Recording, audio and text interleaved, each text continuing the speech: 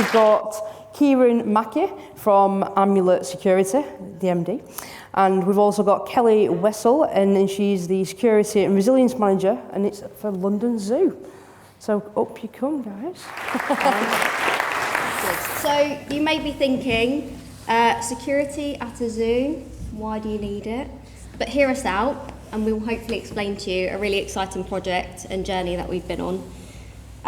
So I need to give you a little bit of background to ZSL, who own both London and Whipsnade Zoo, before we get into the project bit. So in 1826, Stanford Raffles and Humphrey Davis founded the Zoological Society of London. They quickly obtained a lease of a piece of land in Regent's Park, which is now known as London Zoo, and formed the world's first scientific zoo. Now, fast forward to today, and ZSL has grown to be a global wildlife conservation organisation driven by science and working to restore wildlife in the UK as well as around the world. So London Zoo is a very unique zoo in the heart of London, and we welcome over 1.1 million visitors a year. We're home to 100 threatened species in the wild, and some of which are actually extinct, so we house them at the zoo, but you can't find them anywhere else in the world.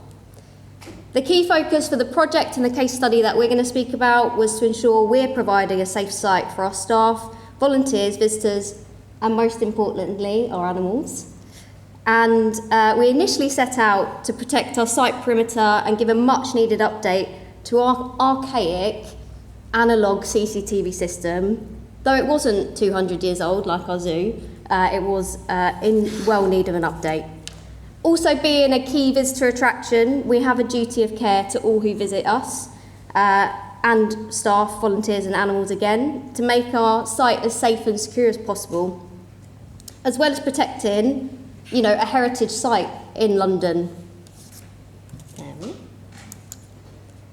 So obviously we're a nearly 200-year-old organisation and site, so we did have a lot of unique challenges. So what did we face? So we're a 36-acre site set inside Regent's Park with lots of stakeholders to consider. So now we're in a Crown Estate park. We have to work with the Royal Parks, the Crown Paving Commission, as well as all the internal stakeholders like animal teams, our executive committee, who all have differing opinions on security and what it should look like. The zoo is open 364 days of the year.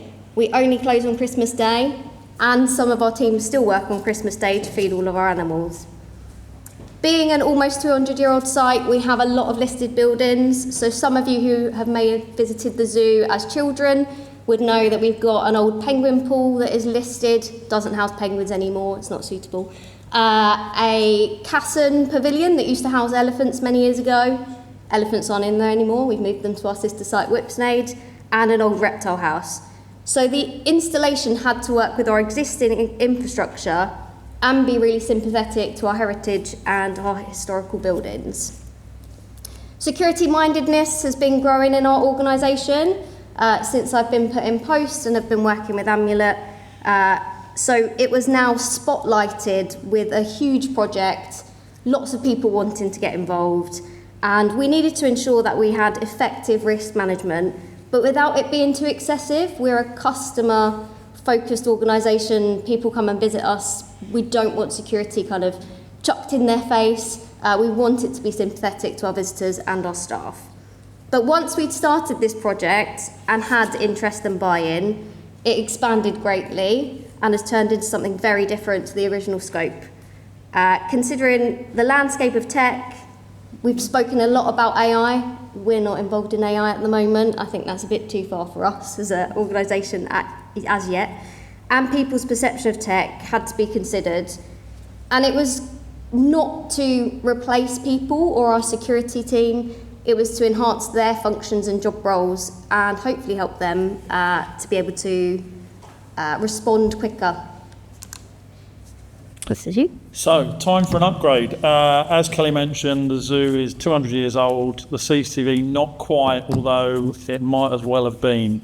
It was functioning, but not as it should have been. and not as we want it to be.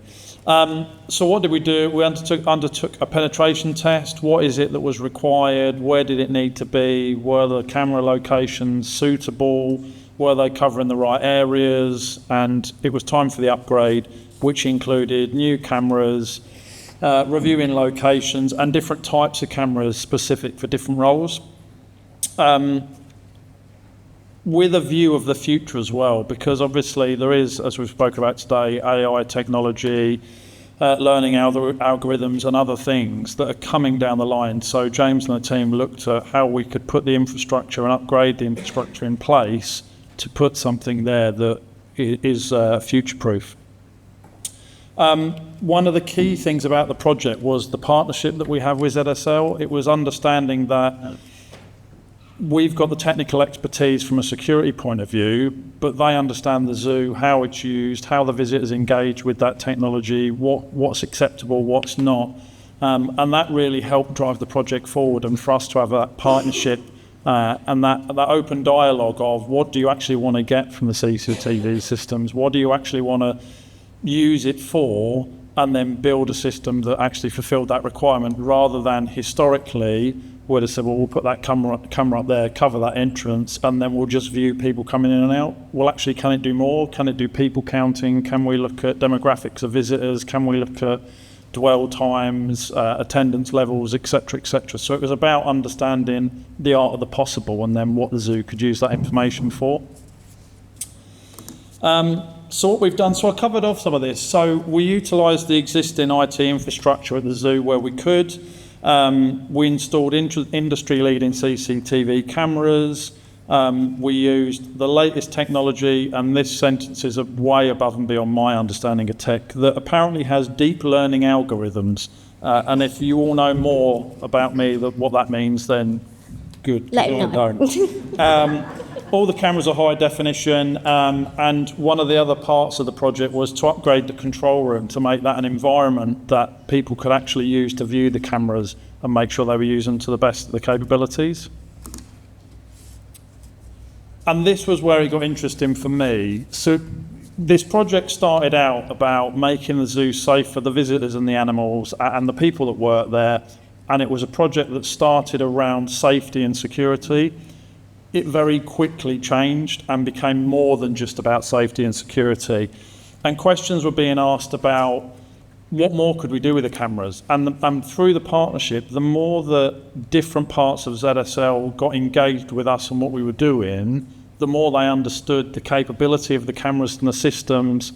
And then they were then asking us, well, could we use it to monitor back of house? Could we view areas of the lions' dens that we've never watched before? Could we monitor the gorilla enclosure to see when there's a pregnant gorilla and monitor that, rather than have to send the keepers in to check on them, rather than disturb them? Why can't we monitor them on CCTV and then not have that interaction that could upset the gorilla at a difficult period? Of course we can. But no one had asked previously, because we're a security provider that puts cameras up to make places safe, not to put cameras up to make animals safe and reduce that interaction. So that was really interesting. Then we got onto things like, well, what about animal behaviour? We only actually interact with the animals when the zookeepers are in. Well, what if we monitor them out of hours? What if we watch them when we're not normally? Now we can check on their safety and well-being, and we can start monitoring different changes in patterns and behaviours to see if they're comfortable in their environment and that we're doing the right thing. Then we got onto the commercial team that saw the cameras and saw, actually now we know how many people are coming in through the gate, when they're coming in through the gate, what people are coming in through the gate, how long they're spending at certain different attractions. What if we change our marketing material? Does that drive people going to different parts of the zoo? We had a conversation that whenever I see zoos advertised, I see gorillas, lions, tigers and giraffes. I don't normally see birds or reptiles or other things. Well, is that because I don't look for them, or is that because we don't market that area? If we pushed about the reptile pavilion at ZSL, would people then go and spend more time there?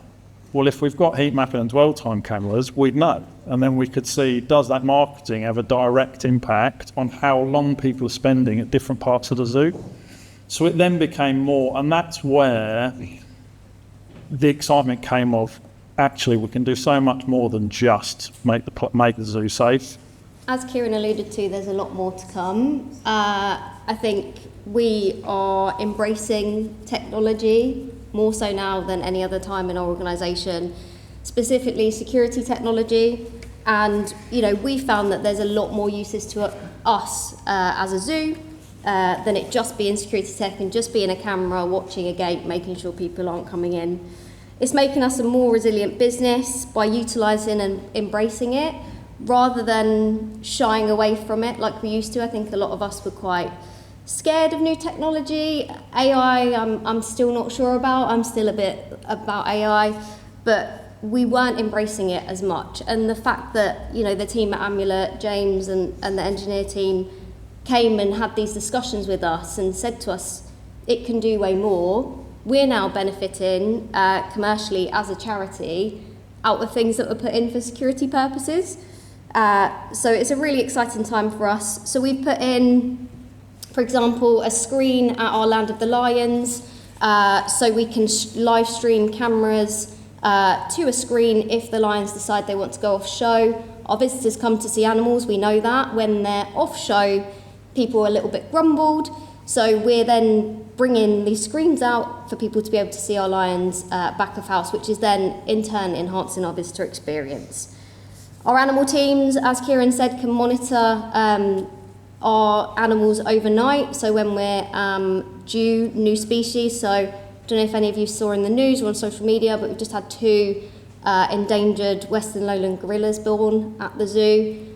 Our team could watch that externally, not go in, not be around back of house whilst that was happening. They could do it remotely. And then if they then needed to attend or we needed vet assistance, they could make that decision and sort of leave them to give birth undisrupted.